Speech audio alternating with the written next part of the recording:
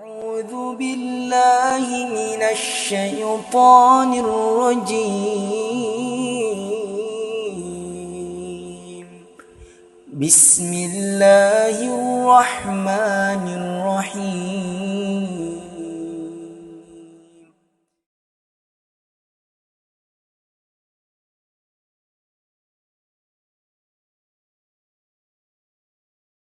Waalaikumsalam warahmatullahi wabarakatuh. Alhamdulillah hamdan katsiran tayyiban mubarakan fi kama yuhibbu rabbuna wa yarda.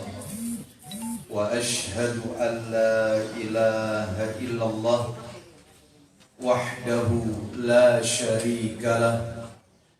Wa ashhadu anna Muhammadan abduhu wa rasuluh. Ya ayyuhalladzina amanu taqullaha haqqa tuqatih wa la tamutunna illa wa antum muslimun. Amma ba'du, fa inna asdaqal hadisi kitabullah wa khairal hadi hadi Muhammadin sallallahu alaihi wasallam wa syarral umuri muhdatsatuha wa kullu muhdatsatin bid'ah wa kullu bid'atin dhalalah wa kullu dhalalatin finnar. Akhwati fillah, ibu-ibu jamaah Majelis Taklim Al-Firdaus yang semoga dimuliakan oleh Allah Subhanahu wa ta'ala, kepada segenap pengurus yayasan dan takmir Masjid Al-A'raf yang semoga dirahmati oleh Allah Subhanahu wa ta'ala. Tidak ada kata yang patut kita ucapkan di pagi hari ini selain rasa syukur kita kepada Allah Subhanahu wa ta'ala atas segala karunia nikmat yang telah Allah berikan kepada kita, sehingga kita dipertemukan kembali di salah satu rumah Allah dari sekian banyak rumah-rumah Allah yang ada di muka bumi ini, yaitu Masjid Al-A'raf, di dalam rangka talabul ilmi, menuntut ilmu. Semoga niat kita, perjalanan kita dari rumah menuju rumah Allah ini untuk menuntut ilmu, semuanya tercatat di sisi Allah sebagai pemberat timbangan amal kebajikan kita kelak di yaumil qiyamah. Ibu-ibu Majelis Taklim Al-Firdaus rahimani wa rahimakumullah, tidak memperpanjang muqaddimah, kita lanjutkan pembahasan kita. Kita masih berbicara kitab yang ditulis oleh Syekh Khalid Al-Husainah hafizahullah ta'ala, kitab yang berjudul Aksaru min alfi sunnatin fil yaumi wal laylah. Kitab yang sudah diterjemahkan ke dalam bahasa Indonesia lebih dari 1000 amalan sunnah dalam sehari semalam. Dan sesuai dengan catatan saya, terakhir materi ini sampai pada pembahasan sunnah dalam berpakaian. Betul? Itu sudah tuntas? Sudah ya? Terus kemudian? Sunnah keluar masuk. Sudah? Sekarang masih safar. Sunnah keluar dan masuk rumah. Masuk rumah? Keluar dan keluar rumah. Keluar rumah. Keluar dan masuk rumah. Itu belum dimulai itu. Baik. Sudah ada keluar rumah. Adab keluar rumah sudah. Yang masuk rumah belum? Belum. Baik. Ibu-ibu sekalian Majelis Taklim Al-Firdaus rahimani wa rahimakumullah, kita lanjutkan pembahasan kita, yaitu pada pagi hari ini sunnah keluar dan masuk rumah. Sunnah keluar dan masuk rumah, dan ini merupakan sunnah yang ketujuh kalau kita lihat dalam daftar urut atau daftar isi daripada buku lebih dari 1000 amalan sunnah dalam sehari semalam. Baik, pembahasannya kita bagi menjadi 2. Yang pertama adalah adab keluar rumah, yang kedua adalah adab masuk rumah. Betul ya? Baik, untuk mengingatkan kembali, yaitu dari apa yang sudah kami sampaikan beberapa waktu yang lalu tentang adab keluar rumah. Adab keluar rumah yang Nabi ajarkan kepada kita ada 11 bentuk adab keluar rumah. Yang pertama, secara ringkas saja, yaitu sholat 2 rakaat sebelum keluar dari rumah. Terutama kalau tujuannya adalah untuk safar, bepergian jauh. Sholat sebanyak 2 rakaat. Niatnya tidak ada lafaz-lafaz khusus.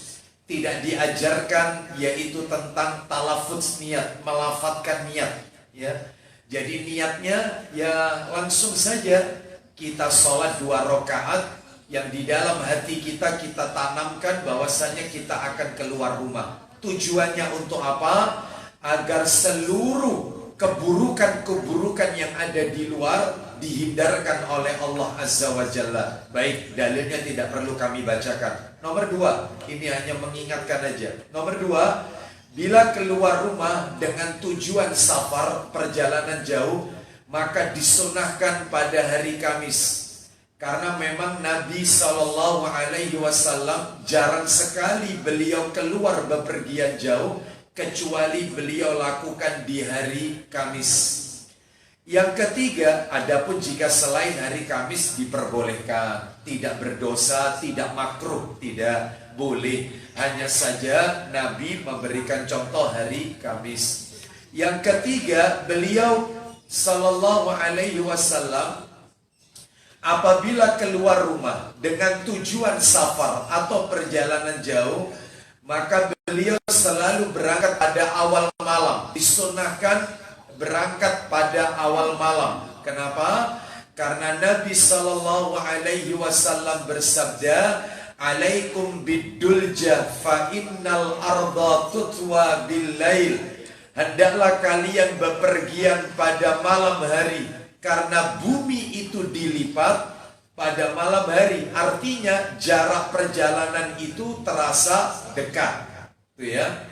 Baik, adapun yang dimaksud dengan malam hari ini, kalau kita gabungkan dengan poin yang sebelumnya tadi, hari Kamis, berarti berangkatnya itu Kamis malam Jumat atau Rabu malam Kamis?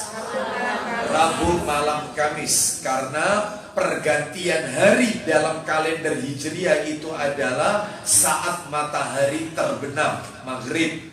Baik, yang keempat sekarang, berdoa ketika keluar rumah sambil mengangkat wajah ke langit.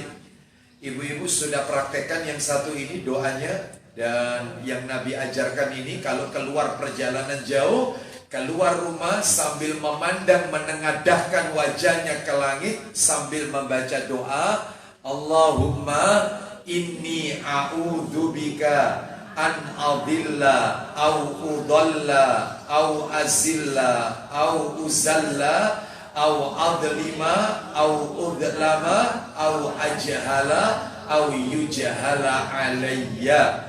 Ya Allah, sesungguhnya aku berlindung kepadamu, jangan sampai aku tersesat atau disesatkan oleh syaitan atau oleh orang yang berwatak syaitan. Berbuat kesalahan atau disalahi, tergelincir atau digelincirkan orang, menganiaya atau dianiaya orang, berbuat bodoh atau dibodoh-bodohi orang. Baik, ini doanya. Yang kelima, ya, dan masih banyak lagi doa-doa yang lainnya, termasuk Bismillahirrahmanirrahim, Allah la haula wa la quwata illa billah. Ibu-ibu masih ingat orang kalau membaca Bismillahirrahmanirrahim akan mendapatkan berapa hal dari Allah? 3. Yang pertama, faqad hudita wa kufita wa wukita. Yang pertama, diberi hidayah oleh Allah orang itu. Yang kedua, rizkinya dicukupi oleh Allah. Dan yang ketiga, terhindar dari gangguan syaitan. Baik, itu pentingnya Bismillahirrahmanirrahim. Lalu yang kelima, bila keluar rumah tujuannya hanya ke masjid. Ya seperti ibu-ibu ini, dari rumah mau ke masjid untuk menuntut ilmu, ya, atau mungkin untuk sholat berjamaah, sholat 5 waktu dan seterusnya. Maka ada doanya. Bagaimana doanya? Allahumma ja'al fi qalbi wa fi sab'i wa fi basari wa an yamini wa an yasari wa fawqi wa tahti wa amami wa khalfi wa adhimli. Enak kalau jawabannya ya, coba gantian saya yang murah. Ya, baik ibu-ibu sekalian, rahimani wa rahimakumullah, fenomena ya. Yang keenam ibu-ibu, yang keenam, bila keluar rumah dengan tujuan safar. Sebentar sebelum nomor 6, kalau tidak salah waktu itu juga saya singgung. Berarti doa ini adalah yaitu doa meminta kepada Allah cahaya. Ibu-ibu masih ingat apa perlunya kita itu memiliki cahaya nanti di hari kiamat? Agar kita bisa melewati sirat. Sirat itu jembatan yang lebih halus daripada rambut, lebih tajam daripada mata pedang. Baik, ibu-ibu saya tanya, di mana suratnya, di mana ayatnya orang-orang munafik akan meminta cahaya kepada kita, orang-orang beriman? Surat Al-Hadid mulai dari ayat 12 sampai dengan ayat 14 gitu ya. Apa amalannya Bu supaya kita nanti di hari kiamat mendapatkan cahaya? Apa amalannya? Yang pertama, membaca surat Al-Kahfi setiap malam Jumat atau hari Jumat. Kalau Al-Kahfi dibaca pada malam Jumat, cahaya yang Allah berikan sebesar apa? Mulai dari kita di mana kita membaca sampai ke Baitul Atiq. Mana itu Baitul Atiq? Bait itu rumah, Atiq itu kuno, rumah kuno. Di mana ini maksudnya? Mekah, yaitu Baitullah, Ka'bah itu. Jadi cahayanya sekian besar. Di mana kita baca, cahayanya itu sampai ke Baitul Atiq, yaitu Ka'bah. Tetapi kalau dibacanya tidak malam Jumat, tetapi di hari Jumat, pagi atau siangnya, maka dia mendapatkan cahaya di antara dua Jumat. Jumat yang pekan ini dengan Jumat pekan berikutnya. Itu, jadi pahalanya berbeda itu. Baik, sekarang kalau dibaca 2 kali nggak apa-apa, boleh-boleh, sah-sah saja. Baik, terus kemudian selain membaca surat Al-Kahfi supaya kita mendapatkan bekal cahaya nanti di hari kiamat sebagai jalan kita untuk masuk ke surga. Yang kedua, tidak mencabut uban. Artinya tidak mencabut uban. Yang ketiga diantaranya ini membaca doa kalau mau pergi ke masjid. Dan masih banyak lagi amalan-amalan yang lain. Termasuk ibu-ibu sekalian, haji, lempar jumroh. Itu katanya Nabi juga bisa mendatangkan cahaya. Masih banyak lagi lah. Yaitu amalan-amalan yang lain. Insya Allah dengan kesempatan. Lalu kemudian yang keenam kita lanjutkan. Bila keluar rumah, lagi-lagi tujuannya safar, perjalanan jauh, maka kita membaca doa kepada orang yang kita tinggalkan.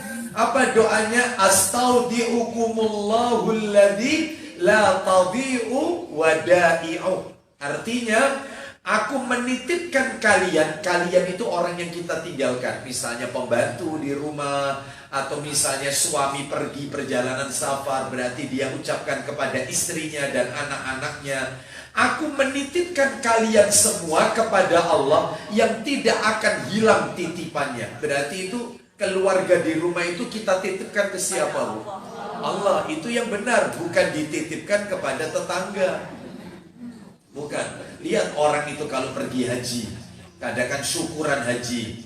Bapak, Ibu, saya insya Allah akan berangkat haji rukun Islam kelima, kloter sekian, tanggal sekian pemberangkatan. Maka saya titip-titip istri saya, anak-anak saya di rumah. Oh, titip kok ke tetangga. Titip itu kepada Allah. Baik, kita lanjutkan. Jadi kalau bisa yang namanya syukuran itu setelah safar.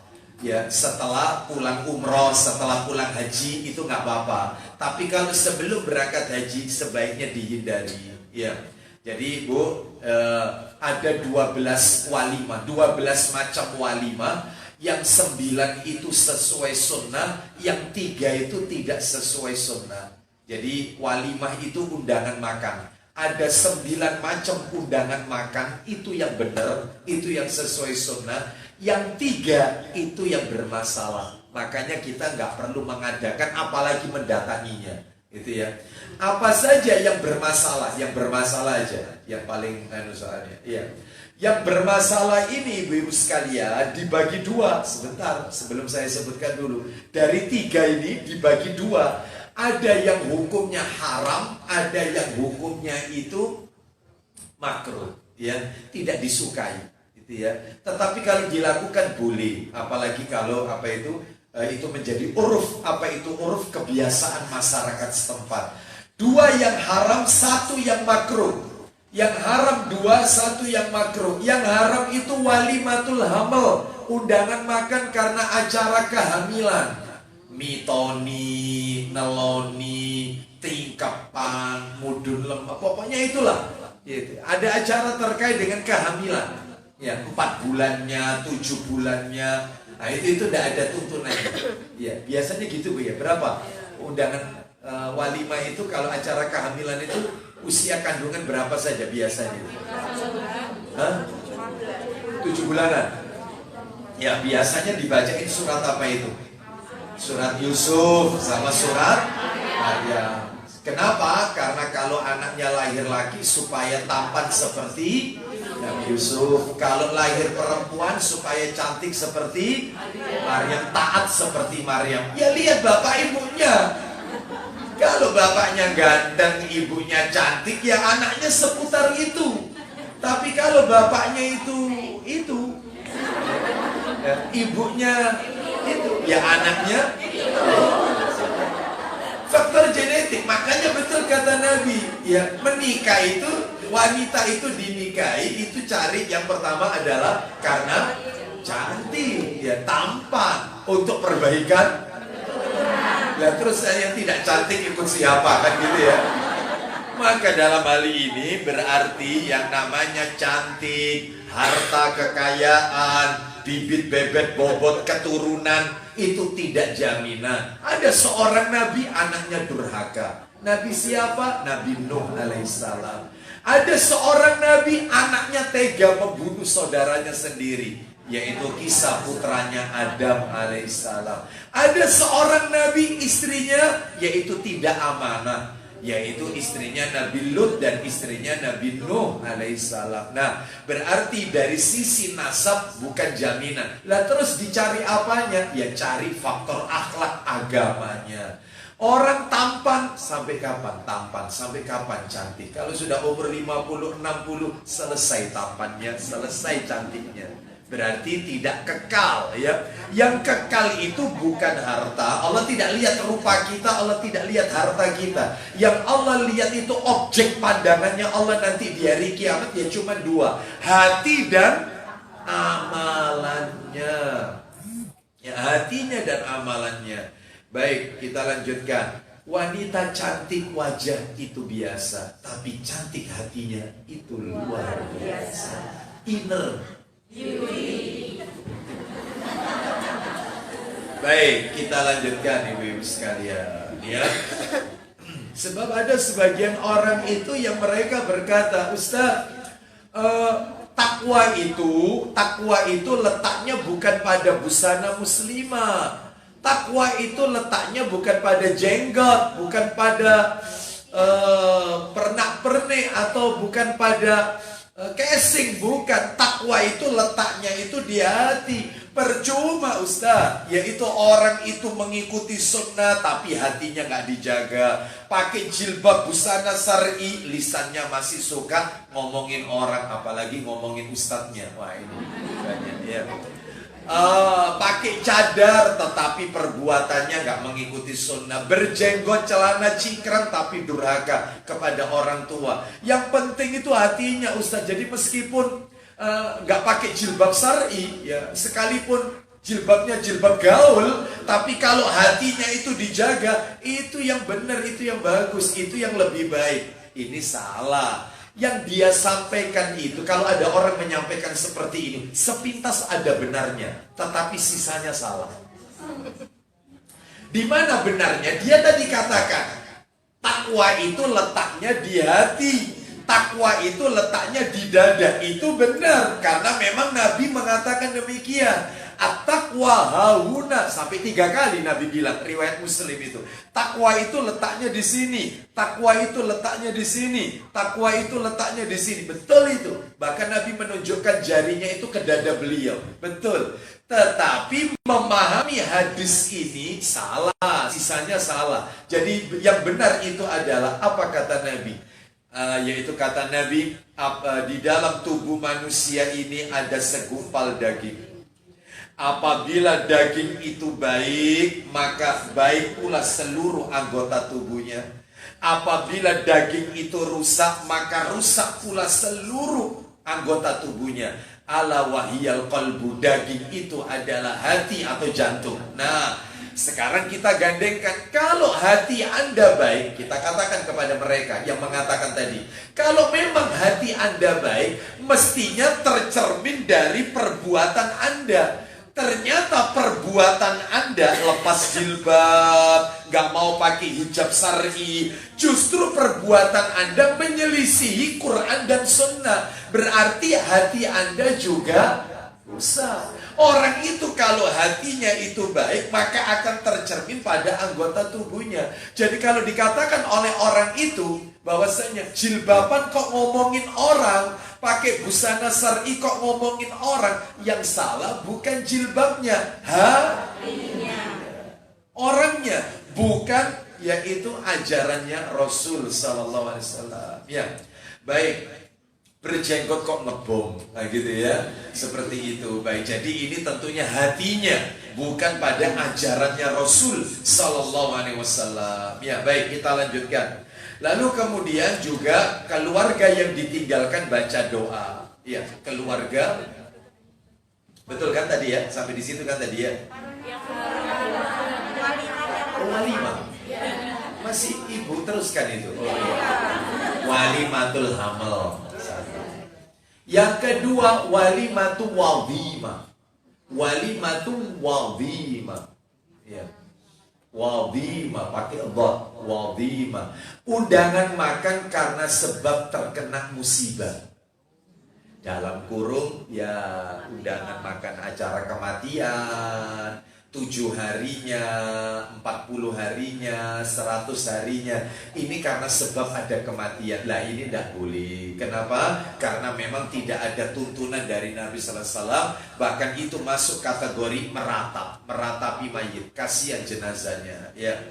Adapun yang satu hukumnya makruh, dibenci. Tetapi kalau dilakukan boleh. Karena apa? Karena memang masyarakat kita banyak yang melakukannya. Nggak apa-apa. Apa itu? Tapi kalau bisa kita yang sudah tahu ilmunya, kalau bisa ya tidak melakukan. Ya, apa itu? Walimatul khitan. Khitan. Undangan makan karena setelah anak itu di khitan. Bukan haram loh ya, bukan. Tetapi tidak ada tuntunannya. Bu, maaf, saya tanya sama panjenengan. Orang itu kalau mengadakan walimatul urus, undangan makan karena resepsi pernikahan, yang diperingati apanya, Bu? Pernikahannya, karena ada pengantinnya, begitu ya. Ada istilah walimatun nakirah, undangan makan karena pindah rumah. Itu namanya walimatun nakirah. Pindah rumah, itu boleh itu, boleh. Kenapa? Karena memperingati menempati rumah baru, rumahnya jelas. Ada lagi walimatul akikoh, itu juga boleh, sunnah itu. Kenapa? Karena bayi baru lahir 7 hari setelah lahir. Tetapi walimatul khitan, apanya yang diperingati? Saya mau tanya, memperingati apa? Itu loh, iya kan? Nah, makanya ibu tak giring dari awal dulu. Walimatul urus jelas, walimatul akad nikah kan beda, Bu. Walimatul urus sama walimatul dukhul beda. Kalau walimatul urus itu resepsi undangan makan, maaf, setelah wanita itu dijima. Dalam bahasa kita unduh mantu, itu walimatul urus. Beda lagi sama walimatul dukhul atau walimatul akad, yaitu undangan makan atau walimatul akad. Undangan makan setelah ijab qabul. Jadi habis ijab qabul baru makan-makan. Itu namanya walimatul akad atau dukhul. Tapi kalau yang ini walimatul urus, itu Artinya setelah beberapa hari wanita itu setelah dijima, disentuh, baru dia ngadakan acara makan-makan. Nah itu walimatul urus namanya. Ya, baik. Jadi beda-beda. Ustadz, sekarang kok ada model tren baru. Besok mau menikah, malamnya tasyakuran. Ada nggak yang kayak gini? Ya, istilahnya kirim doa. Besok putra saya, putri saya mau menikah, ya. Butuh doanya, ya, butuh doa restunya dan seterusnya. Mudah-mudahan acaranya lancar. Apakah ini diperbolehkan? Maka insya Allah ini bukan walimatul urus namanya. Mungkin bisa masuklah, dimasukkan aja ke dalam walimatul makdubah atau walimatul makdabah. Namanya aneh-aneh Ustaz. Iya. Walimatul makdubah itu apa? Undangan makan tanpa sebab. Seperti Anda diajak teman Anda, ayo ikut aku. Loh, kemana? Makan-makan. Loh, acara apa? Sudahlah, aku dapat rezeki. Gak ada peringatan acara apa-apa. Aku ada kelebihan rezeki. Biar sama aku makan-makan. Tak traktir. Nah itu baru boleh. Itu namanya walimatul makdubah. Undangan makan gak pakai sebab. Gak ada sih. Hah? Makdubah. Ya, makdubah. Dal. Makdubah atau makdabah. Itu ya, sama. Itu ya. Macam-macam namanya itu ibu-ibu. Jadi pokoknya selain 3 ini silakan boleh dilakukan. Ustadz, walimatus safar, undangan makan setelah bepergian. Ya ini yang tadi saya singgung. Boleh, tapi setelah. Kalau bisa yang sebelum itu jangan. Karena apa? Karena karena nanti dikhawatirkan akan terjadi riya, ya. Bahkan sebelum berangkat aja di undangan itu namanya siapa, belakangnya CH, Bu. Saya gini, apa CH ini? Kalau LC jelas ini lulusan Timur Tengah ya, atau Libya lah paling tidak. SAG, MAG jelas lah. SH, SPD jelas. Ini CH. Saya tanyakan sama Soebul Haji, ternyata itu calon haji. Ya, baik, macam-macam. Nah, terus keluarga yang ditinggalkan juga doakan kita yang mau bepergian. Astaghfirullah dinaka wa amanataka wa khawatima amalika. Baik, nomor 7. Jika naik kendaraan, maka saat meletakkan kaki baca bismillah. Naik kendaraan itu meletakkan kaki itu baca bismillah. Jika sudah di atas kendaraan baru baca doa. Sudah duduk di pesawat, di bis, di kereta, itu baru baca doa. Subhanalladzi sakhkhara lana hada wa ma kunna lahu muqrinin. Terus belum, bukan ya, saya ulang. Jadi begitu kaki menginjak kendaraan itu bismillah. Begitu duduk, subhanalladzi sakhkhara lana hada wa ma kunna lahu muqrinin. Sampai situ aja. Alhamdulillah 3 kali. Alhamdulillah, alhamdulillah, alhamdulillah. Terus Allahu akbar, Allahu akbar, Allahu akbar. Terus subhanaka inni dzalamtu nafsi faghfirli fa innahu la yaghfiru dzunuba illa anta. Baik, nomor 8. Ketika kendaraan mulai bergerak, pesawat sudah mulai bergerak, bis sudah mulai bergerak, misalnya ada doanya lagi. Itu yang panjang, yang ibu tadi sempat sampaikan tadi. Subhanalladzi sakhkhara lana hada wa ma kunna lahu muqrinin wa inna ila rabbina lamunqalibun. Allahumma inna nas'aluka fi safarina hada al-birra wat taqwa wa minal amali ma tardo, dan seterusnya ibu. 9. Selama di luar rumah penuhi hak-hak jalan. Ayo, apa haknya jalan? Masih ingat? Kalau keluar rumah penuhi hak jalan. Loh, ini belum dicatat ayo. Mulai poin 6 belum. Hah? Mulai poin 6 belum. Oh, mulai poin 6 belum? Belum? Belum. Nomor 7 tadi belum juga? Oh ya, ditulis Bu. Ya, saya belum ngasih dalilnya tadi ya. Ya, ditulis dalilnya. Ibu nggak ngomong. Ya, itu. Ustaz juga manusia. Ya. Baik, nomor 7. Nggak tanya, yang tanya saya atau ibu? Yang nomor 7, mundur dikit. Apa tadi yang nomor 7 tadi? Jika naik kendaraan, saat kaki meletakkan, saat kaki saat meletakkan kaki di kendaraan itu baca apa tadi? Bismillah. Setelah itu pada saat sudah duduk ya, beda lagi tadi yang saya katakan, subhanalladzi sakhkhara lana hada wa ma kunna lahu mukrinin. Terus baca alhamdulillah, alhamdulillah, alhamdulillah 3 kali. Terus Allahu Akbar, Allahu Akbar, Allahu Akbar. Berapa kali Allahu Akbarnya? 3 kali. Lalu ditutup.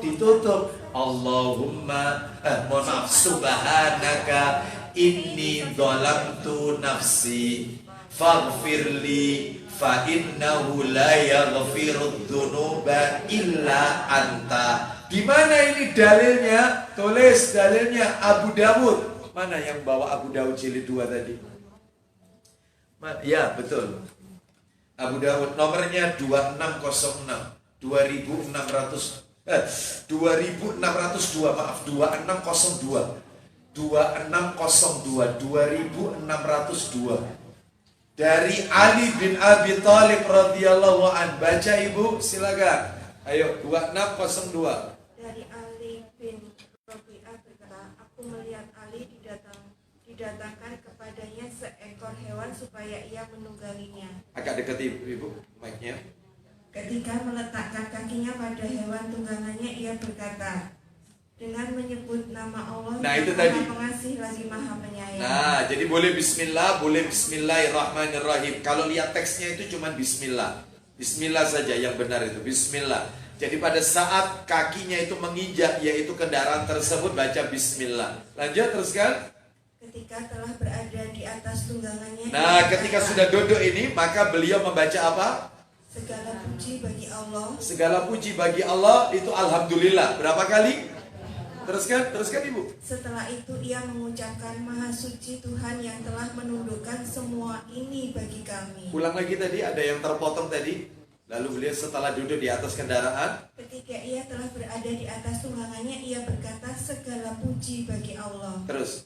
Setelah itu ia mengucapkan, Maha Suci Tuhan yang telah menundukkan semua ini bagi kami. Baik, itu redaksi yang lain berarti. Teruskan kemudian, subhanalladzi sakhkhara lana itu. Lanjutkan. Padahal kami sebelumnya tidak mampu menguasainya. Lanjut.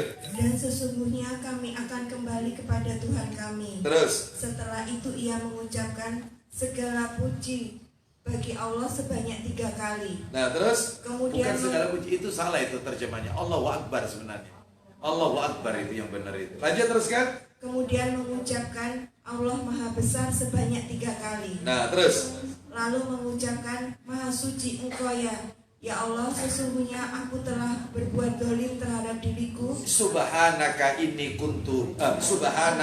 inni dhalamtu nafsi. Terus. Maka ampunilah aku, Faghfirli. Terus. karena tidak ada yang dapat mengampuni dosa kecuali Engkau. Fa innahu la yaghfirudz dzunuba illa anta. Nomor 8 sekarang. Bila keluar rumah tujuan safar perjalanan jauh, maka baca doa. Doanya panjang. Ini yang ibu-ibu banyak hafal ini. Ya, apa itu doanya? Baca dulu. Allahu Akbar.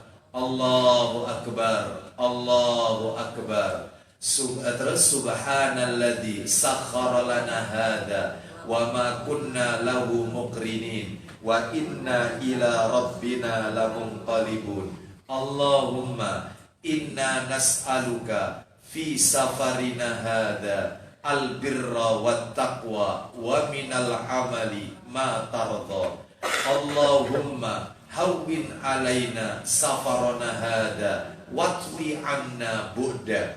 Allahumma antas sahibu fis safari wal khalifatu fil ahli. Allahumma inna na'udzubika min wa'sa'is safar wa ka'abatil mandar wa su'il munqalabi fil mali wal ahli. Hafalkan ibu-ibu? Nanti bulan depan saya tes satu persatu ya. Saya tes, ya tolong dihafalkan ini. Ya, pastilah ngancam saya sekarang. Enggak apa-apa. Enggak apa-apa, enggak datang apa-apa. Ya. Jadi dihafalkan. Di mana itu dalilnya? Ditulis dalilnya ditulis saja Sahih Muslim. Nomor aslinya ya, saya berikan nomor asli. Yang saya bawa itu cetakan terjemahan Sahih Muslim. Jadi bagi ibu-ibu yang sudah pernah mendownload yaitu kitab-kitab hadis, jadi nanti enak tinggal memasukkan nomornya saja. Karena ini yang asli soalnya, nomor yang asli di kitab induknya. Sahih Muslim nomor 1342, 1342. Kita lanjutkan sekarang yang nomor 9. Nomor 9. Selama di luar rumah, jadi ibu-ibu meskipun perjalanan dekat, termasuk taklim, ya taklim seperti ini kan, saya yakin ibu-ibu tempat tinggalnya tidak jauh dari Masjid Al-A'raf ini. Jadi selama ibu-ibu di perjalanan, ya maka penuhi hak jalan, penuhi hak jalan. Loh, jalan itu punya hak, Ustaz. Iya, yang harus ibu-ibu penuhi hak jalan. Selama di luar rumah, maka penuhi hak jalan.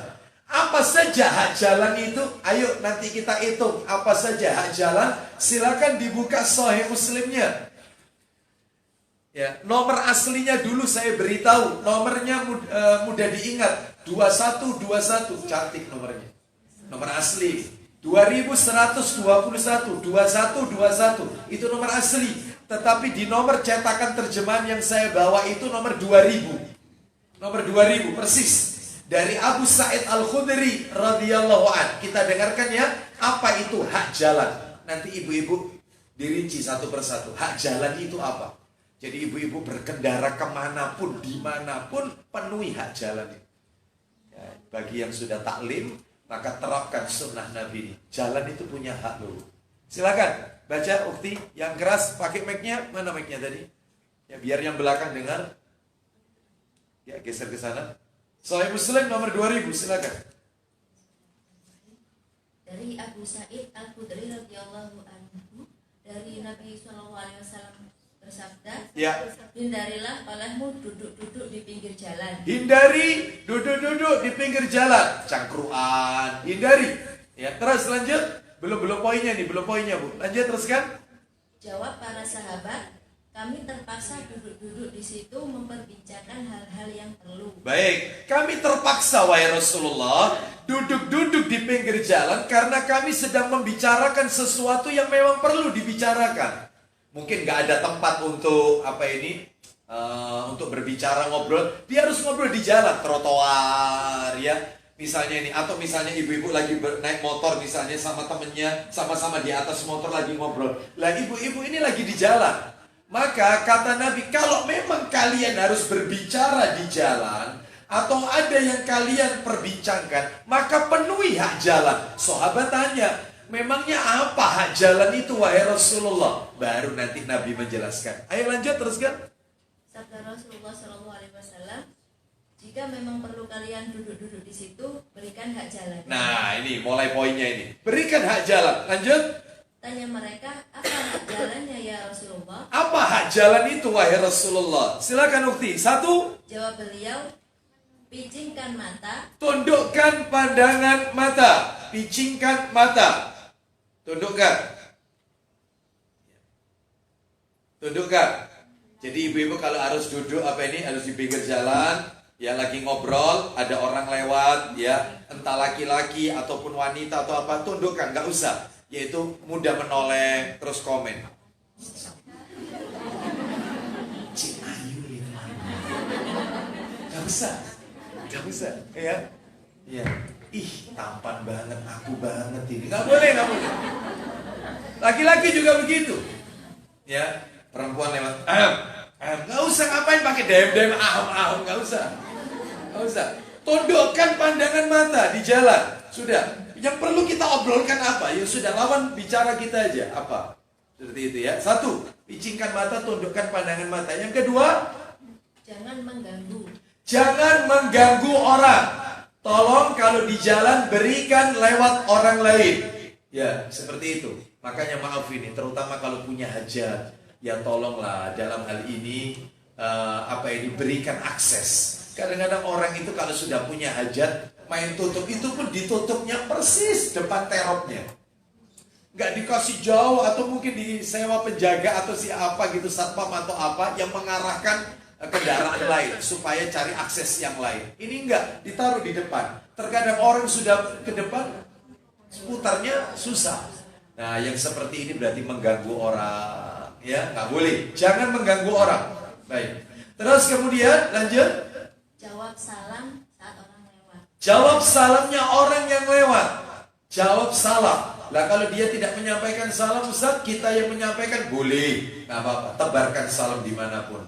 Tetapi dilihat kalau memang itu seorang akhwat, ya, yang dia sedang sendiri, ya, dan kita misalnya laki-laki misalnya lagi sendiri, maka sebaiknya jangan disampaikan salam karena akan bisa menimbulkan fitnah. Tetapi kalau akhwat itu misalnya lebih dari satu, atau misalnya si laki-laki itu dengan istrinya misalnya mahramnya, maka dalam hal ini nggak apa-apa, sampaikan assalamualaikum. Begitu ya. Baik, kita lanjutkan.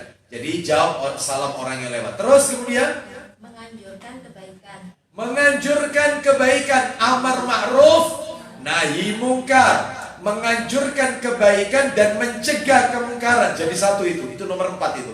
Amar ma'ruf nahi mungkar. Contohnya Ustaz, kita lagi ngobrol di pinggir jalan karena memang harus ada yang kita obrolkan. Tiba-tiba ada orang lewat, yaitu jalan sambil makan sambil berjalan. Atau misalnya makannya itu dengan tangan kiri. Sebab kalau makan sambil berjalan ini ulama beda pendapat. Yang saya tahu itu diperbolehkan, boleh makan sambil berjalan. Makanya ibu-ibu tidak usah ragu, yaitu menghisap permen sambil jalan, nggak apa-apa, ya. Atau lagi mengunyah sambil kita jalan, nggak apa-apa. Gitu ya. Wallahualam. Baik, ada sebagian yang mengatakan bagaimana kalau berdiri? Berdiri berarti bukan berjalan ya. Nah, beda. Kalau berdiri duduk. Tapi ini kan bukan berdiri, tapi berjalan. Nah, jadi kalau diam saja begini, ini nggak boleh duduk. Tetapi kalau sambil berjalan dan memang dia harus lakukan itu, maka ini diperbolehkan. Wallahualam bishawab. Baik. Terus kemudian misalnya makan tangan kiri, ingatkan, maaf Pak, maaf Bu, makannya tangan kanan. Cukup itu aja, jangan ditambahi karena hanya syaitan yang makan tangan kiri. Jangan ditambahi itu sudah. Makan tangan kanan itu lebih baik. Gitu ya. Baik, masih ada mungkin? Sudah ya. Kita lanjutkan sekarang nomor 10. Nomor 6. Nomor 6 tadi mundur berarti ya.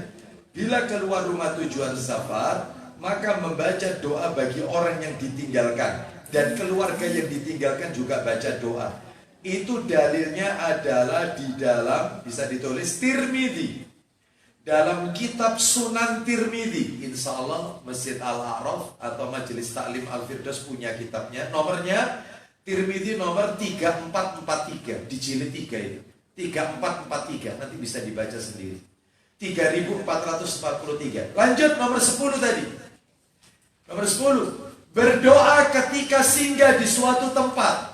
Jadi dalam perjalanan mampir rest area, ya, termasuk bukan rest area, ibu atau ya ibu-ibu berhenti dimanapun yang daerah itu bukan wilayah Anda, ada doanya Bu, ada doanya. Termasuk saya tinggal di Sidoarjo, saya ke Kota Malang. Maka begitu sampai tadi, ya parkir mobil, baca doanya. Supaya apa? Supaya kita tidak diganggu oleh makhluk-makhluknya Allah yang kita tidak tahu. Seperti itu, ya. Baik oleh manusia yang berwatak syaitan atau oleh syaitannya sendiri, ya. Termasuk misalnya ibu-ibu, ini ada di jalan apa ini? Danau Limboto. Ibu pergi ke Danau Singkara. Jalan Danau Singkara. Beda lagi majelis anunya, tempatnya. Maka di setiap tempat ibu baca. Karena itu bukan wilayah Anda. Baca doanya. Ya, setiap kita berada di mana. Ya, baik. Kita lihat ini. Apa doanya? Berdoa ketika singgah di suatu tempat. Doanya adalah a'udzu bikalimatillahi tammat min syarri ma khalaq atau ma khalaqa atau ma khalaq. Ya. A'udzu bikalimatillahi tammat min syarri ma khalaq. Artinya, aku berlindung dengan kalimat-kalimat Allah yang maha sempurna dari kejahatan apa yang diciptakannya. Tuh. Ya. Di mana itu dalilnya itu? A'udzu bikalimatillahi tammat min syarri ma khalaq. Ya. Saya ulang lagi. A'udzu bikalimatillahi tammat min syarri ma khalaq. Ya, di mana dalilnya? Ditulis saja dalilnya. Sahih Muslim, nomor asli dulu. Nomornya 2708, 2708. Sahih Muslim 2708 itu di nomor asli. Kalau dicetakan terjemahan, tapi nggak usah dibuka ya. Dicetakan terjemahan nomornya 2331. Nggak ditulis nggak apa-apa. Yang penting ibu sudah mencatat nomor aslinya. Jadi cetakan terjemahannya nomor 2331. Cetakan terjemahan 2331. Kalau nomor aslinya 2708. Baik, saya bacakan sedikit Bu. Ini saya nukilkan dalam kitab Fathul Majid di juz yang pertama halaman 200. Ada kisah menarik ini. Apa itu? Imam Al-Qurtubi rahimahullah disengat kalajengking saat berada di kota Al-Mahdi, yaitu salah satu kota yang ada di negeri Spanyol. Ya, kata Imam Al-Qurtubi rahimahullah, beliau ini punya kitab tafsir namanya Tafsir Qurtubi. Beliau berkata, aku disengat kalajengking yaitu di kota Al-Mahdi, sebuah kota yang ada di Spanyol. Itu lantaran aku tidak membaca a'udzu bikalimatillahi tammat min syarri ma khalaq. Dia disengat oleh kalajengking. Maka ini penting sekali ya, supaya kita tidak diganggu oleh makhluk-makhluknya Allah. Nomor 11 terakhir, penutup. Sebelum masuk ke adab masuk rumah. Nomor 11. Bagi wanita ketika keluar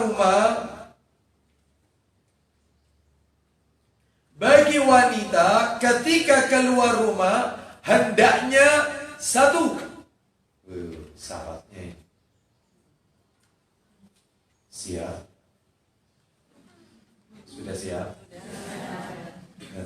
Bagi wanita ketika keluar rumah hendaknya satu, bersama mahramnya. Kalau keluar jauh, safar, tujuan safar. Safar itu berapa kilo sih Ustaz? Saya ambil jumhur, pendapat jumhur aja ya, 80 kilo. Jumhur ulama 80 kilo. 80 kilo. Itu safar. Ya, baik. Bersama dengan mahram. Ya. Loh Ustaz, katanya Nabi itu pernah di Masjid Nabawi sholat zuhur 4 rakaat. Lalu Nabi akan menunaikan ibadah haji sampailah di Zulhulaifah, Bir Ali. Sedangkan Masjid Nabawi dengan Bir Ali, sekarang kan namanya Bir Ali, padahal yang benar itu Zulhulaifah. Itu tempat mikot, tempat mikot. Itu kan dekat Ustaz, mau naik bis saja, naik bis nggak sampai, ya setengah jam lah maksimal. Itu kalau mau dihitung kilometer, itu nggak sampai 15 kilo. Nggak sampai 12 kilo insya Allah itu. Ya, ternyata sampai di Zulhulaifah, Bir Ali, Nabi sholat asar 2 rakaat di Qasar. Ustaz tadi bilang 80 kilo. Sedangkan Nabi dari Masjid Nabawi ke Bir Ali, sekarang namanya Bir Ali, itu kan cuma 12 kilo. Itu sudah di Qasar sholatnya. Loh gimana ini Ustaz? Sebentar Ibu. Ya saya jawab kalau ada yang bertanya begini. Saya tanya, Nabi tadi di Masjid Nabawi sholat zuhur berapa rakaat? 4 rakaat. Terus Nabi tujuannya kemana tujuannya? Ke Mekah kan? Madinah ke Mekah berapa? 452 kilo Madinah Mekah. Perjalanan yaitu 5-6 jam. Ibarat kalau di tempat saya Surabaya Semarang lah, kurang lebih 5-6 jam. Ya, mungkin kalau naik tol ya 3-4 jam Semarang ya, tapi perjalanan kilonya kurang lebih itulah 452 kilo. Nah, sudah. Ibu-ibu sekalian, mohon maaf, Nabi transit yaitu karena ambil mikot. Seperti itu di Zulhulaifah. Maka beliau sudah mengqasar. Kenapa? Karena dari awal beliau sudah niat untuk safar. Contohnya misal saya dari Sidoarjo sepanjang, saya mau ke Jakarta, otomatis saya ke Juanda. Di Juanda saya untuk parkir mobil, parkir di situ, lalu kemudian juga boarding dan seterusnya, nyampelah sholatnya sholat zuhur. Ya, ini saya sholatnya ini sholat utuh zuhur 4 rakaat atau qasar Ustaz? Ya qasar. Karena dari awal saya mau ke, meskipun naik pesawat cuma 1 jam, tapi sudah safar. Ya, sudah termasuk kategori safar, ya. Apalagi kalau menurut masyarakat kalau ditanya Surabaya Jakarta termasuk safar, yo safar Ustaz, safar. Itu. Saya mau tanya, dari Malang ke Lawang. Orang kalau ditanya, Pak jenengan mau kemana? Saya mau ke Lawang. Lah rumahnya mana? Rumah saya Malang. Itu safar apa bukan? Ya bukan lah. Iya, sama dengan Surabaya Gresik. Sama. Nggak sampai 30 kilo. Ya selesai, nggak perlu dikosor. Ya, seperti itu. Baik. Jadi ukurannya itu bukan ukuran kita, Bu. Ukurannya itu menurut masyarakat itu masuk kategori safar. Jadi pendapat yang paling ditekankan itu yang paling kuat itu adalah 80 kilo. Surabaya Malang ini sudah berapa ya? Sidoarjo tempat saya itu berapa kilo? Ya 80 lebih. Ya. Berarti boleh tidak saya mengkosor ketika di Malang? Boleh, sudah masuk kategori safar. Baik, kita lanjutkan. Ustadz, saya Ustadz Malang. Rumah saya Danau Limboto. Saya kemudian mampir ke Batu Ustadz. Dari Batu terus kemudian ke jalan ini. Dari jalan ini ke Sawu Jajar. Dari Sawu Jajar balik sini. Itu tak total kilometer 100 kilo. Apakah saya? Enggak lah, Anda masih wilayah. Tidak ya. Ada saja gitu ya. Tetap satu kota tapi keliling terus. Tidak. Anda harus keluar dari di mana wilayah Anda yaitu tinggal. Dan tadi Nabi itu Nabi kan tadi itu kan tujuannya mau ke Mekah. Lah Madinah ke Mekah kan 400, makanya masuk kategori safar. Kita lanjutkan. Sekarang nomor 1 bersama mahram. Ditulis dulu aja, nanti dalilnya belakangan. Nomor 2, tidak boleh memakai parfum. Tak boleh. Wangi-wangian. Ada ibu-ibu itu tanya, Ustadz, masa umroh itu Ustadz wanita itu tidak boleh pakai wangi-wangian itu tidak boleh. Cuman sekedar deodoran itu boleh. Hanya deodoran tak Ustadz? Iya, itu pun yang tidak menyerba. Kan ada deodoran yang tidak menimbulkan bau wangi kan ada. Ya, untuk menghindarkan bau tidak sedap. Sudah itu cukup, nggak usah pakai parfum. Ya Allah Ustadz, kan nantinya itu bau tidak enak, kecut semua nanti pada saat tawaf itu. Semua yang tawaf kecut kabur. Mau apa? Anda mau tampil beda? Saya gemes kalau punya jamaah kayak gini. Ya nggak boleh gemes, harus sabar, namanya tour leader itu ya. Iya, itu sebab saya gitu kan ya. Itu semua itu Bu yang pakai baju ikhram itu apalagi laki-laki mulai pagi Bu itu ambune wis kecut kan. Sampai gitu mau pakai minyak wangi buat apa? Nggak usah ya. Baik. Nomor 2 itu tidak pakai wangi-wangian. Nomor 3, memakai busana muslimah yang syar'i. Busana muslimah yang syar'i. Syar'inya kasih garis bawah. Syar'i.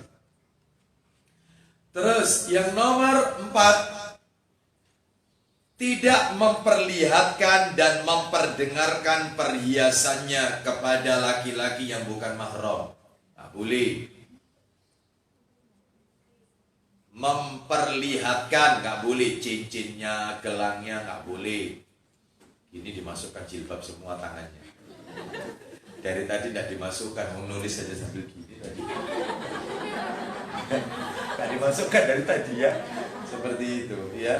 Maka nggak boleh diperlihatkan ya. Baik ibu-ibu sekalian. Terus memperdengarkan, contohnya ya suara daripada perhiasannya, binggelnya, gelangnya nggak boleh. Terus kemudian yang terakhir, yang kelima, ya tidak memakai sepatu hak tinggi. Jangan memakai sepatu hak tinggi sehingga menimbulkan suara. Stop. Cari yang rata aja. Ustadz ada rata tapi ininya tetap tinggi. Ya, apa itu namanya? Nah, itu seperti itu lah ya. Ya. Itu juga nggak boleh. Kenapa? Itu karena masuk kategori pembohongan. Kalau sudah pendek ya pendek lah ibu, selesai. Ya disyukuri nikmatnya Allah. Nggak usah. Suami saya ini tinggi Ustaz, dia digendong nggak?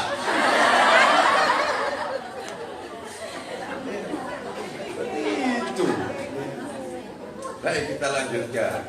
Dulu Sofia saja radhiyallahu anha ketika akan naik yaitu ke atas onta, itu Nabi menundukkan yaitu beliau menekuk yaitu lututnya sehingga kakinya Sofia itu menginjak yaitu lututnya Nabi, ya. Lalu kemudian naik ke kendaraan. Aisyah itu pernah mengatakan kepada Rasulullah, "Wahai Rasulullah, Sofia istrimu itu begini dan begini." Jadi dia tidak mengucapkan di lisan, tapi pakai gerakan. Makanya ghibah itu ada istilah ghibah muhaka. Ghibah muhaka itu adalah ghibah dengan isyarat. Wahai Rasulullah, Sofia istrimu begini dan begini. Apa maksudnya itu? Banyak wanita zaman sekarang tetap ghibah itu. Makanya kata Nabi, wahai Aisyah, apa yang kau ucapkan ini, apa yang kau praktekkan itu, kalau dicelupkan ke air laut, maka air laut itu akan menjadi berubah, Aisyah. Nggak boleh, ya. Itu nggak boleh. Termasuk banyak ibu-ibu sekarang ghibah muhaka sama suaminya. Contohnya ghibah muhaka dari belakang. Gemes-gemesin namanya. Ya kamu kan gini ya, pokoknya kamu tidak boleh keluar, pokoknya aku ada gini. Iya. Begitu noleh. Ada nggak yang kayak begini? Itu namanya riba muhaka. Ya, ada lagi ngasih kode ke temannya, ngasih kode. Nggak boleh.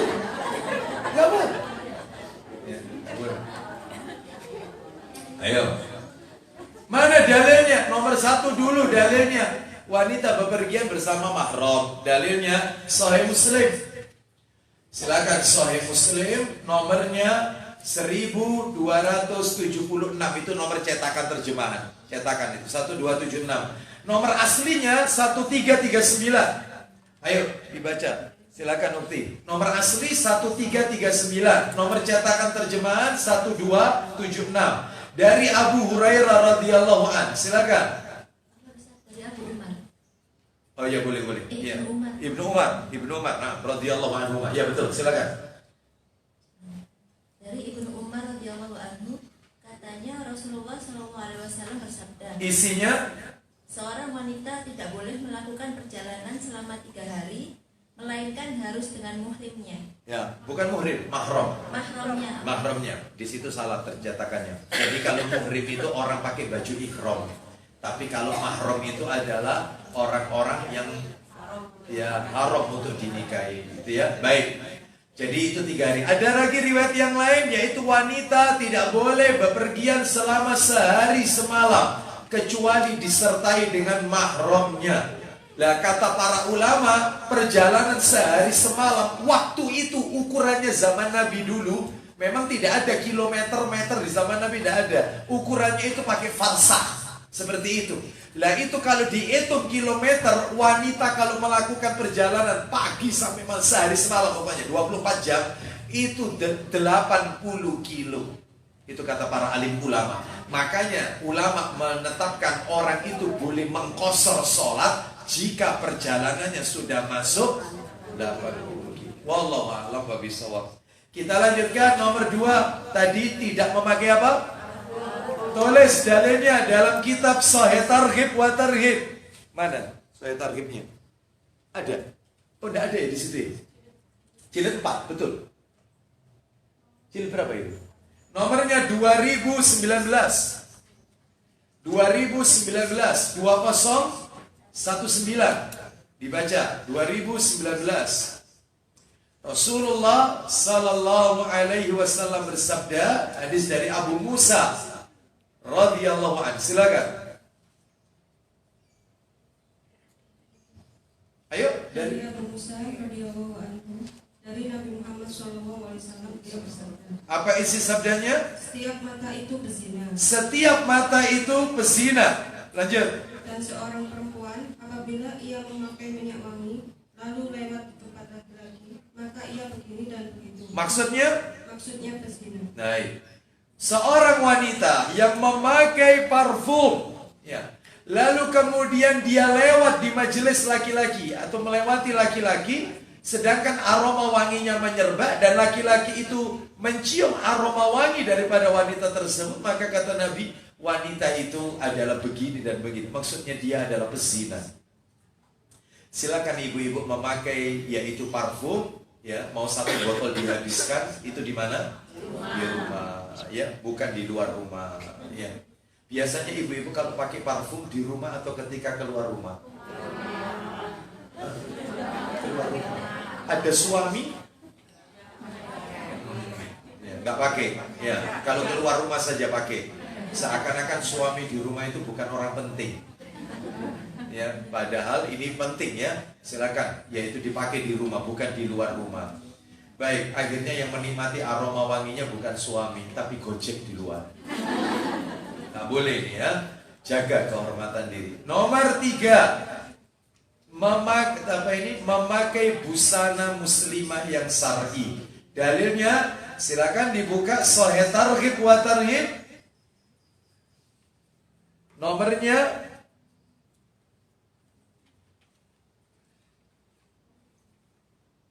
2000. Sebentar. Sahih Targhib wa Tarhib, busana yang syar'i.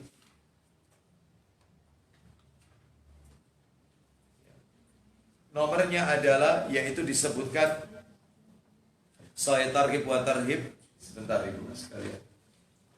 Masalah parfum saya tambahkan dalil lagi, kembali lagi. Jadi mundur dikit. Masalah parfum saya tambahkan lagi. Nomor 2020. Untuk parfum tadi, untuk parfum saya tambahkan satu lagi dalil. Sahih Targhib wa Tarhib nomor 2020, hadis riwayat Ibnu Huzaimah dari sahabat Musa bin Yasar radhiyallahu anhu, ia mengatakan, ini sebuah cerita menarik ini, silakan 2020. Yang parfum dulu, yang parfum. Adapun yang masalah memakai busana yang syar'i, baik, sambil nanti saya akan sampaikan. Ayo dibaca. Dari Musa bin Yasar, ia berkata, Ya. ada seorang perempuan lewat di sisi Abu Hurairah, Ya. sedangkan aroma wanginya menyebar. Nah, terus Maka ia berkata pada perempuan itu, hendak kemana engkau wahai hamba Rabb yang Maha Perkasa? baik, perhatikan. Ada seorang wanita melewati Abu Hurairah radhiyallahu anhu. Sedangkan aroma wangi wanita itu menyerba. Abu Hurairah mencium aroma wanginya. Lihat pertanyaannya Abu Hurairah. Pertanyaannya keras ini, Bu. Katanya Abu Hurairah, aina, lihat. Ini menunjukkan amar ma'ruf nahi mungkar. Abu Hurairah langsung menegur wanita itu. Aina turidina ya amatal jabbar. Mau kemana engkau, wahai hamba Allah yang maha perkasa? Pakai diakhiri dengan asmaul husna al-jabbar.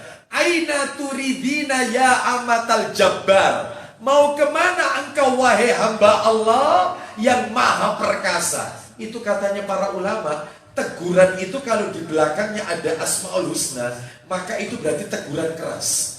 Wanita ini dengan entengnya dia menjawab, ila masjid, saya mau ke masjid. Ya. Terus katanya Abu Hurairah, yaitu watatayyabati, apakah dengan wangi-wangian seperti ini kau mau pergi ke masjid? Kau mau pergi ke masjid pakai parfum ini? Kata wanita ini dengan enteng pula, nah, iya. Maka kata Abu Hurairah, farji'i faghtasili, pulang dan mandilah lagi.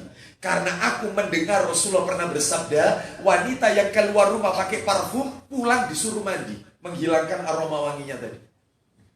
Balik lagi. Oh, mana ini? Ayo lanjutkan, teruskan dalilnya. Belum kelar tadi, silakan. Ia menjawab, ke masjid. Ke masjid, ya kan? Wanita itu mau pergi ke masjid. Terus Abu Hurairah radhiyallahu bertanya, sedangkan kamu memakai wangian? sedangkan kamu pakai wangi-wangian ke masjid, lanjut. Ia menjawab, iya. Ya, lanjut. Abu Hurairah radhiyallahu berkata, Ya. pulang dan mandilah. Pulang, mandilah. Kenapa? Karena sesungguhnya saya telah mendengar Rasulullah SAW bersabda, Baik. Allah tidak akan menerima suatu salat dari seorang perempuan yang pergi ke masjid, sedangkan aroma wanginya menyergap hingga ia pulang dan mandi terlebih dahulu. Duh, sholatnya nggak diterima oleh Allah. Sholatnya nggak diterima oleh Allah Azza wa Jalla. Lah kalau saya di rumah Ustaz, sholat di rumah, mukena saya kasih wewangian. Boleh karena di rumah. Boleh ya. Atau wanginya bukan karena parfum, wanginya karena pewangi pakaian. Nah, itu ya, pewangi pakaian apapun nama mereknya. Maka dalam hal ini di rumah nggak apa-apa. Jangan dipakai ketika keluar rumah. Baik, sampai sholatnya nggak diterima loh ini. Sekarang kita masuk yang memakai busana syar'i tadi. Sahih Targhib wa Tarhib nomornya 2044. 2044. Ayo, dari Abu Hurairah radhiyallahu anhu. Silakan dibaca. Dari Abu Hurairah radhiyallahu anhu, ia menuturkan, Ya. Rasulullah Shallallahu Alaihi Wasallam telah bersabda, Apa isi sabdanya? ada dua golongan dari penghuni neraka yang belum pernah aku lihat, Apa itu? yaitu kaum laki-laki yang membawa cambuk seperti ekor sapi. Yang digunakan? Mereka mencambuk orang-orang dengannya. Terus. Dan kaum wanita yang berpakaian namun terlihat telanjang. Baik, wanita berpakaian tapi seperti telanjang. Kenapa? Satu. Menggoyang-goyangkan pundak mereka lagi berjalan berlenggak-lenggok. Terus. Kepala mereka seperti punuk unta. Tahu maksudnya kepala mereka seperti punuk unta? Karena dikasih apa itu? Cepol atau apa itu sehingga naik ke atas. Nggak boleh ya, harus rata. Jangan sampai terlihat yaitu kuncitan rambut ini ya. Baik, jadi rata. Jangan sulit. Terus saya makanya nggak mau lihat, silakan. Terus. Mereka tidak akan masuk surga dan tidak akan mencium aromanya. Baik, mereka tidak akan masuk surga, bahkan tidak yaitu bisa mencium aroma wanginya surga. Baik, terus kemudian yang terakhir nomor 5, memakai sepatu hak tinggi. Ini adalah fatwa ulama, ada di dalam kitab fatwa-fatwa tentang wanita jilid 3. Nomor 4 ya? Oh, mohon maaf. Memperlihatkan dan memperdengarkan perhiasan kepada lelaki yang bukan mahramnya. Ya, sama, betul.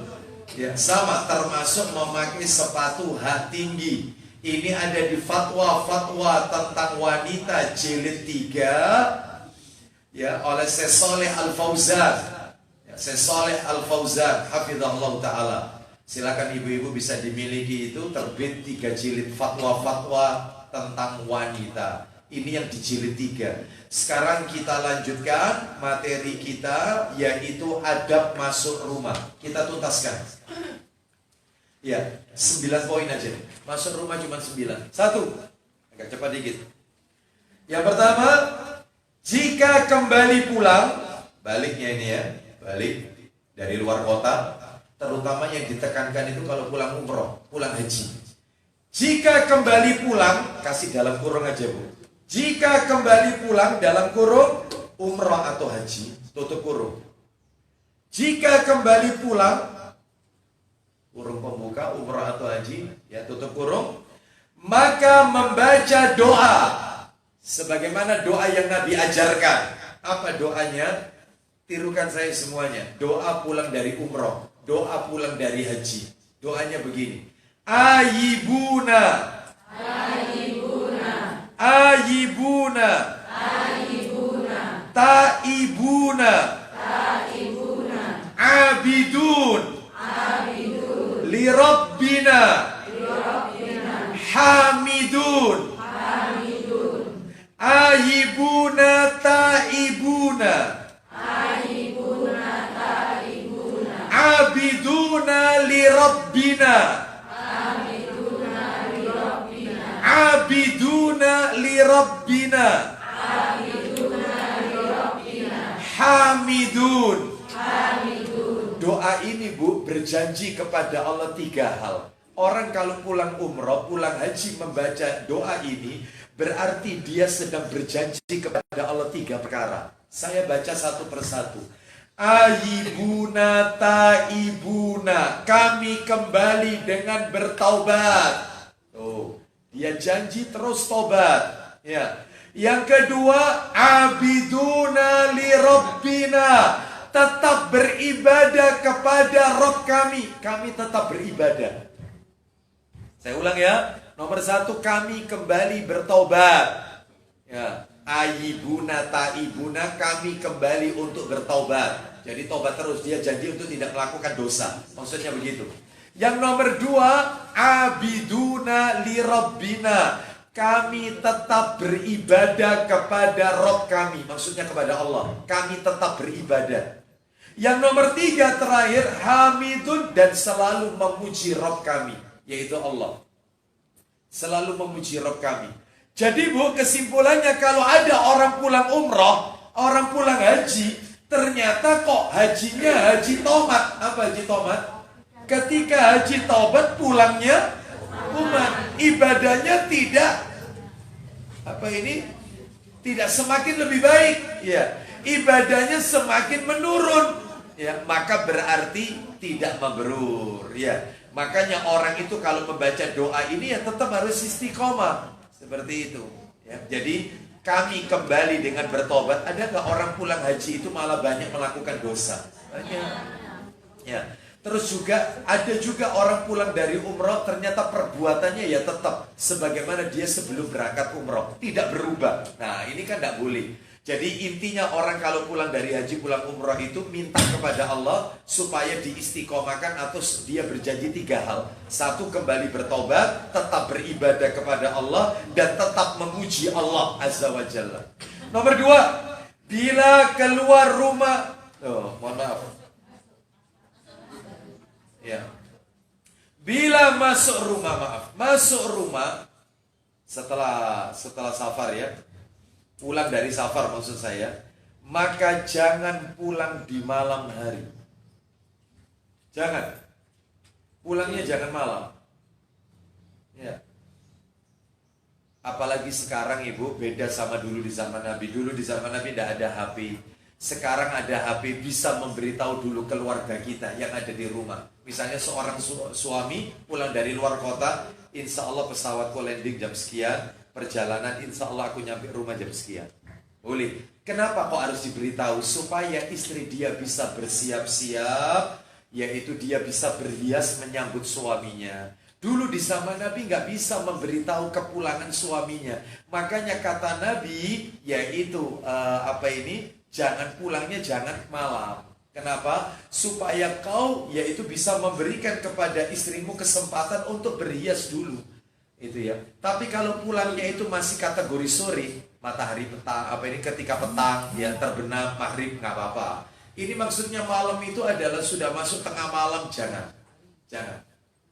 Mana dalilnya? Tulis dalilnya. Tulis. Silakan dibuka, yaitu Sahih Muslim. Sahih Muslim. Nomornya 1878. Cetak terjemahan ini. Cetakan terjemahan 1878. Ayo, Ukti baca yang keras. Baca. Dari Jabir radhiyallahu anhu, katanya Rasulullah Shallallahu alaihi wasallam bersabda. Isinya, apabila kamu tiba malam hari dari perjalanan, maka janganlah kamu pulang ke rumah keluargamu tengah malam. Terus, supaya keluarga yang ditinggalkan dapat bersiap-siap dan menyisir rambut atau menyambut kedatanganmu. menyambut kedatanganmu. Sebab ada suami nggak kasih kabar, begitu pulang, Assalamualaikum, dibuka istrinya belum siap, rambutnya sudah. Itu suami, bukan Assalamualaikum. A'udzubillah. Lengkap lagi dah. A'udzubillahi samiil alim minasyaitonir rajim min hamzihi wa nafthihi wa nafsi. Lengkap ta'awudnya. Makanya supaya istri itu bisa pakai parfum, bisa menata rambutnya, bisa menyiapkan apa, beritahu lebih dahulu. Atau kalau tidak, jangan pulang di malam hari, ya. Baik, lebih baik pulang di pagi hari. Baik, kita lanjutkan. Suami Ustaz, ya, nggak pulang, wah mau kemana dia? Ya, itu. Makanya pentingnya punya istri 2 itu ya kayak begini. Kita lanjutkan, nomor berapa sekarang? 3. Mengetuk pintu dengan pelan. Mengetuk pintu dengan pelan. Jadi kalau masuk rumah, ketuk pintu itu pelan, nggak usah keras-keras. Sebab ada sebagian orang itu disebutkan, ya, mengetuk pintu rumahnya Imam Ahmad bin Hanbal rahimahullah dengan keras. Ya, ini bisa kita dapatkan ini di dalam kitab Adabul Islam. Ada orang pergi ke rumahnya Imam Ahmad, ketuknya itu dengan keterus. Begitu ya. Lalu kemudian Imam Ahmad membuka pintu seraya berkata, ini adalah ketukan pintu aparat keamanan. Ditegur oleh Imam Ahmad dengan teguran halus. Nggak boleh ketuk pintu itu, ya sewajarnya saja. Nah, gitu ya. Atau ada bel-bel ya. Baik, mana itu dalilnya? Di dalam kitab Adabul Islam halaman 17. Kitab Adabul Islam halaman 17. Nomor 4, memberikan isyarat kepada penghuni rumah ketika masuk. Berikan isyarat, Bu, kepada orang yang ada di dalam rumah kalau kita mau masuk. Baik itu isyaratnya berupa hentakan sandal, dehem, atau mungkin alas kakinya yang ke lantai, ya, ditarik begitu, diseret begitu. Kasih isyarat supaya orang yang ada di dalam itu, yaitu tahu. Misalnya nih, suami datang, ya, ketuk pintu, misalnya belum dengar, maka boleh ngasih isyarat, batuk dengan suaminya. Oh, ya, batuk. Maka istrinya bilang, bukakan pintu, itu papamu. Ya. Kenapa? Kau nak mau masuk kecuali itu papa. Tidak ada orang batuk kayak gitu kecuali bapak. Ya. Mas, mama kok tahu? Iya, itu sudah buka abimu itu. Dibuka betul. Jadi berikan, mungkin ada ciri-ciri khusus, ngetuknya beda sendiri. Semua tamu ngetuknya ini tidak. Bapakmu. Namamu itu. Ngetuknya beda sendiri. Biar tahu dia. Itu sunnah itu. Itu sunnah. Bel rumah biasanya. Ini tidak. Tek. Beda. Ya. Jadi itu disunahkan, Bu. Mana itu dalilnya? Di dalam kitab Adabul Islam halaman 14. Kitab masalah adab ya. Ensiklopedia adab. Halaman 14. Lanjut nomor 5. Tinggal dikit lagi. Membaca bismillah ketika masuk ke dalam rumah. Baca bismillah sebelum salam loh ini. Jadi ketika memegang gagang pintu atau pagar rumah, itu baca bismillah, Bu. Kenapa? Karena syaitan itu akan berkata kepada teman-temannya, la mabita lakum wala asya. Kalian tidak bisa tinggal di rumah ini dan kalian tidak bisa makan-makan di rumah ini. Kenapa? Karena penghuni rumah ini sudah baca bismillah. Nah, itu penting. Ibu-ibu pulang ke rumah, kan di rumah misalnya nggak ada orang, anak pada sekolah, suami kerja, maka ketika memegang gagang itu bismillah, itu sebelum salam. Nah, kalau tidak ada orang, Ustaz, salamnya nanti saya akan sampaikan. Dalilnya dulu ditulis sini, yang nomor 5. Dalilnya Sahih Muslim, nomor aslinya dulu. Sahih Muslim nomor asli 2017, ditulis nomor aslinya 2017. Atau cetakan terjemahan, siapkan ukti 1940, cetakan terjemahan. 1940, cetakan terjemahan. Yaitu dari Jabir bin Abdullah radhiyallahu anhu, dia berkata, ayo 1940. Posisi hadis ada di sebelah kiri. Insyaallah, ayo. Silakan. Jabir bin Abdullah radhiyallahu anhu, katanya dia mendengar Rasulullah sallallahu alaihi wasallam bersabda. Apa isi sabdanya? Apabila seseorang membaca basmalah ketika Bukan basmalah, bismillah yang benar itu. Apabila seseorang membaca bismillah ketika hendak masuk rumah dan ketika hendak makan, maka berkata syaitan kepada kawannya. Apa kata syaitan kepada kawan-kawannya? Kalau masuk rumah baca bismillah, mau makan baca bismillah. Bukan bismillahirrahmanirrahim ya. Bismillah saja. Lanjut teruskan. Malam ini tidak ada tempat kalian bermalam dan tidak ada pula makan malam. Nah, nggak ada tempat kita nginap di rumah ini ya, atau makan malam. Lanjut nomor 6. Berdoa kepada Allah dengan doa yang sahih dari Nabi. Masuk rumah itu ada doanya. Masuk rumah itu ada doanya. Ya.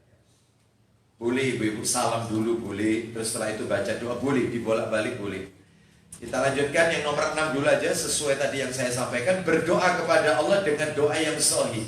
Doanya begini, Bu, yaitu disebutkan, tulis dulu dalilnya dalam kitab Sahih Jami'us Shaghir. Tidak saya bawa ini kitabnya, Sahih Jami'us Shaghir, nomornya 839. Ini disahihkan oleh Syekh Albani rahimahullah. Sahih Jami'us Shaghir nomor 839. Ibu-ibu kalau keluar rumah tadi kan bacanya Bismillahirrahmanirrahim. Ini beda. Kalau masuk rumah begini doanya. Allahumma inni as'aluka khairal maulaji wa khairal makhraji. Ya Allah, Aku memohon kebaikan tempat tinggal dan kebaikan tempat keluar. Bismillahi walajna wa bismillahi kharajna wa 'alallahi rabbina tawakkalna. Dengan nama Allah aku masuk dan dengan nama Allah aku keluar, dan kepada Allah Rabb kami bertawakal. Nah, itu doanya kalau masuk rumah ini, bukan keluar rumah, masuk rumah. Di mana itu tadi dalilnya? Kitab Shahih Jami' Shaghir nomor 839. Lanjut nomor 7.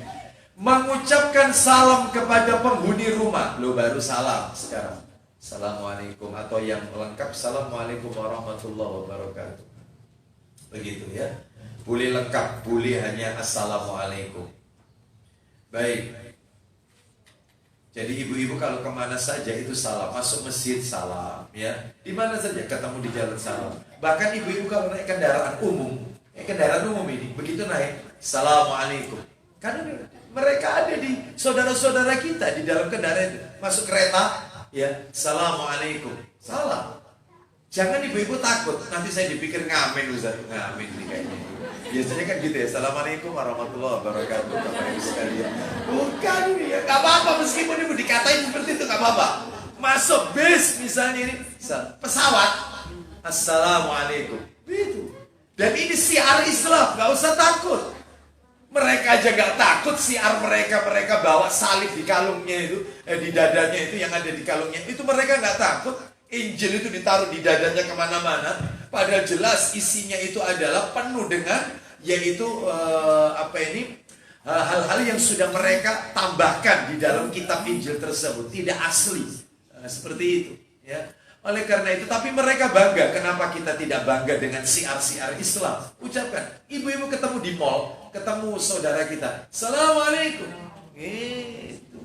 Mestinya begitu. Ini tidak. Lewat skala terus ini. Nggak usah. Yang keras. Meskipun semuanya. Tapi kalau wanita, suara wanita itu bagian dari aurat, ya sekedarnya saja. Begitu dekat, Assalamualaikum, gitu aja ya. Baik, jadi intinya masuk rumah baca salam. Bu, ada sebuah dalil, merinding saya kalau baca dalil ini, yaitu ibu-ibu tulis saja. Sebenarnya kitabnya ada di sana, di rak itu, tapi nggak apa-apa, ditulis saja. Yaitu Shahih Targhib wa Tarhib nomor 321, jilid 1 soalnya. Ditulis saja, nanti dilihat sendiri. Nomor 321, perhatikan ibu-ibu. Merinding saya kalau baca di sini. Dari Abu Umamah radhiyallahu anhu, dia berkata, Rasulullah SAW bersabda, salasatun kulluhum dominun 'ala Allah, in asya kufiya wa in mata dakhalal jannah. Ada 3 golongan manusia yang berada dalam jaminan Allah. Kalau hidup rizkinya dicukupi oleh Allah, kalau mati masuk surga. Enak kan? Ada 3 orang yang dijamin oleh Allah. Kalau hidup rizkinya dicukupi, kalau orangnya meninggal masuk surga. Cuma 3 orang. 1, man dakhala baitahu bisalamin fahuwa dhaminun 'ala Allah azza wa jalla. Barang siapa yang masuk rumah mengucapkan salam, maka dia dalam jaminan Allah. Hidupnya, rizkinya dicukupi. Kalau dia meninggal masuk surga. Masuk rumah baca salam. Jangan ditinggalkan ini, jangan dianggap remeh. Assalamualaikum. Masuk rumah, keluar rumah salam kepada keluarga kita yang kita tinggalkan. Ustadz lah kalau rumahnya kosong. Masuk rumah, kita mau beli rumah, mau kontrak ini, rumahnya kosong karena kita mau survei dulu. Maka ucapan salamnya bukan Assalamualaikum, tetapi Assalamu alaina wa ala ibadillahis. Itu kalau rumahnya kosong. Assalamu alaina wa ala ibadillahis shalihin. Baik. Terus yang nomor 2, kan ada 3 tadi. Yang kedua adalah orang yang suka melangkahkan kaki ke masjid. Suka melangkahkan kaki ke masjid. Mudah-mudahan ibu-ibu semua kita yang ada di masjid ini termasuk di dalamnya. Kalau hidup rizkinya dicukupi, kalau wafat masuk surga. Semoga Allah masukkan kita ke dalam surga. Orang yang rajin ke masjid, suka melangkahkan kaki ke masjid, entah untuk sholat, entah untuk menuntut ilmu atau ibadah. Baik, yang ketiga, orang yang jihad fisabilillah. Jihad fisabilillah itu dalam jaminan Allah. Baik, tapi jihad versi yang sesuai dengan sunnah ya, bukan jihad versinya Khawarij, bukan jihad versinya ini orang-orang yang suka teroris ini ya, jihad versi teroris bukan, tapi jihad sesuai dengan sunnah. Baik, kita lanjutkan nomor 8. Nomor 8, bersiwak. Masuk rumah itu bersiwak. Mau masuk rumah itu gosok gigi dulu, bersiwak. Ustadz, bisa nggak diganti dengan pasta gigi? Nggak bisa. Saya sudah pernah jelaskan ini. Siwak tidak bisa digantikan dengan pasta gigi. Kalau menggunakan pasta gigi butuh tempat dan butuh air. Nggak mungkin sembarangan. Tapi kalau dengan kayu siwak dimanapun dan kapanpun bisa. Tidak butuh air dan tidak butuh tempat khusus. Bisa. Tapi kalau odol atau pasta gigi butuh tempat dan butuh air dia untuk membersihkan. Baik. Di mana dalilnya masuk rumah itu bersiwak? Dalilnya Sahih Muslim. Nomor aslinya dulu saya tulis, saya sampaikan. Sahih Muslim nomor 253. Cetakan terjemahannya 199. Baca Ukti 199. Setelah lagi kita akhiri penutupin. Ayo. 253 nomor asli, cetakan terjemahannya 199. Silakan dibaca. Baca hadis tidak perlu basmalah ya. Ya, baca hadis tidak perlu basmalah. Baca Al-Qur'an maka basmalah. Baik, kita lanjutkan, silakan. Dari Mikdam bin Syurai radhiyallahu anhu, dari bapaknya, katanya dia bertanya kepada Aisyah radhiyallahu anha, pekerjaan apakah yang pertama-tama dilakukan Nabi Shallallahu Alaihi Wasallam kalau beliau masuk rumah? Apa yang Nabi lakukan? Pekerjaan pertama kali yang Nabi lakukan kalau Nabi masuk rumah? Apa jawaban Aisyah radhiyallahu anha radhiyallahu anhuma? Jawab Aisyah radhiyallahu anhuma, pertama-tama beliau menggosok gigi. Ya, bisiwaki, menggosok gigi, bersiwak gitu. Ya. Terakhir 10, begitu sudah masuk 9 masuk rumah, sholat sunnah 2 rakaat. Mau keluar sholat, masuk rumah, sholat 2 rakaat. Terutama ini yang dari bepergian jauh. Jadi begitu nyampe rumah, sudah salam baru kemudian sholat 2 rakaat.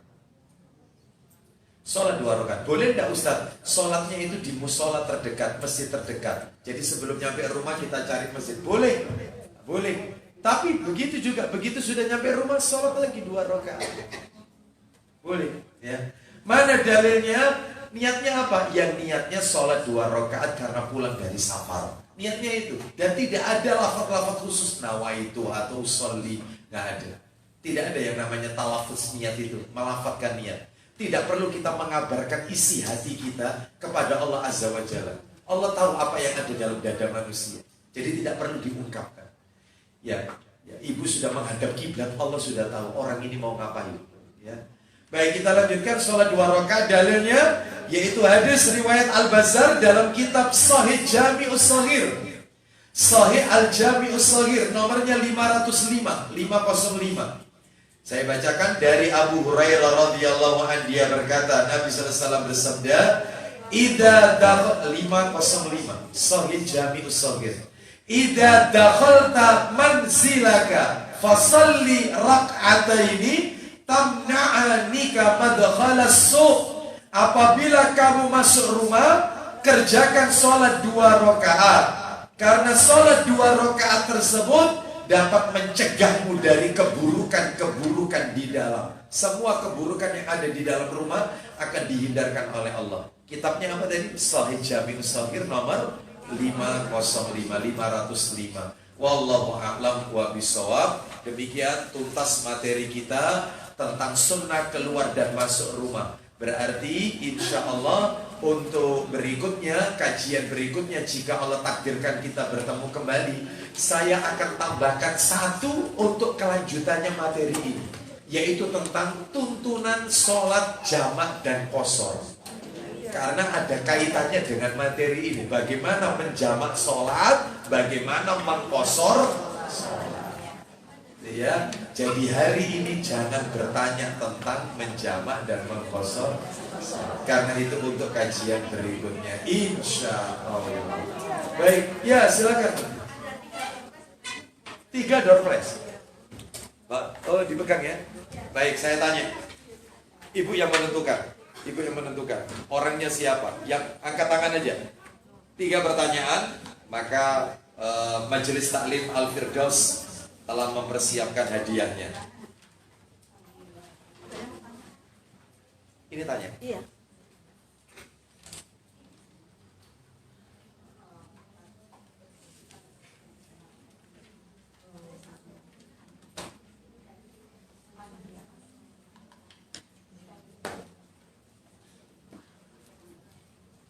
Orang tua yang mempunyai putri dan dinikahi laki-laki, sedangkan putrinya meninggal, maka laki-laki menantunya itu statusnya apa, masih mahram? Apa sudah bukan dengan orang tua putrinya? Mahram, mahram tetap, ya. Tidak ada kata-kata mantan, tetap itu ya. Itu jadi tetap dia orang tua karena dia telah menikahi putrinya, tetap mahram. Ya, baik, tidak putus. Wallahu a'lam bishawab. Kita lanjutkan. Pertanyaan pertama. Tolong sebutkan 4 saja adab keluar rumah.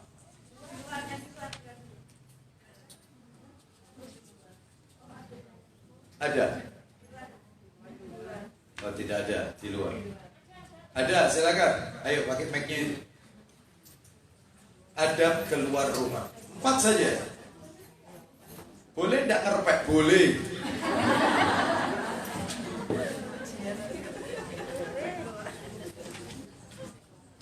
Ayo. Terus bersama dengan mahram. Ya.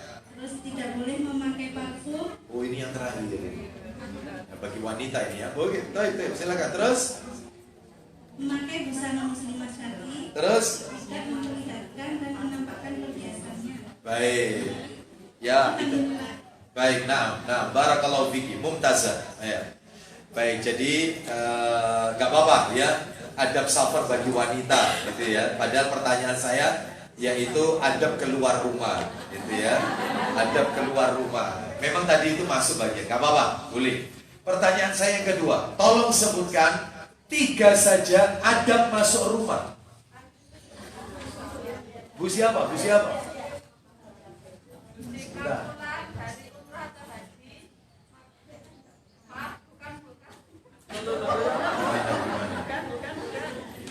Ya, 1. Lalu ya. Lalu juga. Silakan. Ya. Bila masuk rumah, pulang dari safar, jangan di malam hari. Baik, 1. Yang nomor 2, mengetuk pintu dengan pelan. Nomor 2, nomor 3. Yang nomor 3, membaca bismillah ketika masuk rumah. Naam, barakallahu fiki, mumtazah. Ya. Pertanyaan saya yang terakhir. Tolong sebutkan. Tutup semua bukunya ini. Ini, tutup. Ya Allah, saksikanlah ya Allah. Ya Allah, saksikan. Saksikan ya Allah. Hanya Engkau yang tahu ya Allah. Hanya Engkau. Sebutkan 3 orang yang dijamin oleh Allah rizkinya di dunia dan kalau mati masuk surga. Siapa? Ibu. Ah, ya. Masuk rumah memberi salam. Baik. Jihad fisabilillah. Baik. Nah, separuh ini nanti.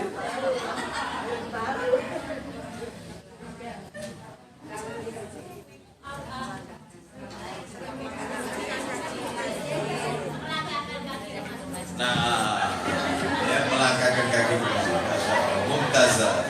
Barakallahu fiik. Baik, kita tutup dengan kafaratul majelis. Semoga menjadi tambahan ilmu yang bermanfaat.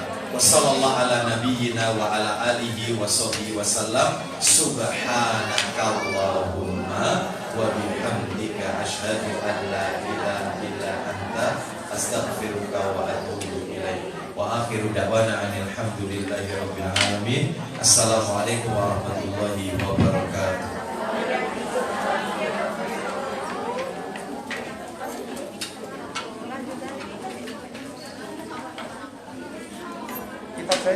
Oke. Iya.